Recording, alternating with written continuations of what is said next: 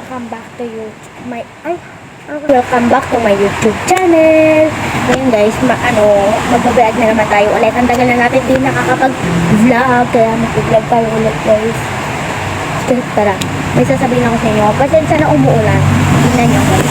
Tingnan nyo, kaya walang pasok ngayon, suspend. Umuulan tayo dito sa kotse guys. May sasabihin ako. Wait muna tayo. May sasabihin lang ako guys. Wait. Maingay kasi umuulan. Lipat na tayo. Eh guys, so nakalipat na tayo dito. And sabihin ko lang sa inyo, kaya iniba ko na naman sinabi ko doon sa TikTok kasi may nanggagaya sa akin guys. Sabi ko kung may nag-e-edit, sinulat ko yung pangalan ko, Raven, gaya niya talaga. And may nakita akong isa na sabi niya, official account Raven, the Alpha 2. Gaya niya talaga and kinuha niya lahat.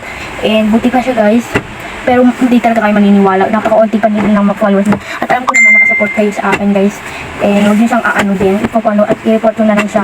Poster siya. Okay lang naman mong gaya kayo. Basta editor. Hindi na editor yun sa kanya. Totoo na guys. Hindi na editor yun sa kanya. Totoo na yun. And sabi niya, huwag niyo kasi kayo. Okay lang man gaya kayo. Na basta editor lang. Kahit hindi editor, huwag niyo lang sabihin niyo lang, fan. Bigyan niyo ng fans, ganun. Yung fans niyo. Mas kayo. Yung official si Raven, ganun.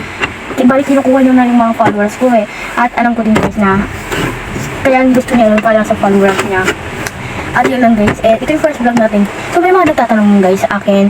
And sabi niya, tala let's go. May nagtanong isa sa akin guys, sabi niya, saan ka po nakatira? Nakatira po ako sa Maquiapo, Pampanga. And pero andito lang ako sa lola ko kasi dito ako nag-aral, Your Honor, hindi ko po alam. Your Honor.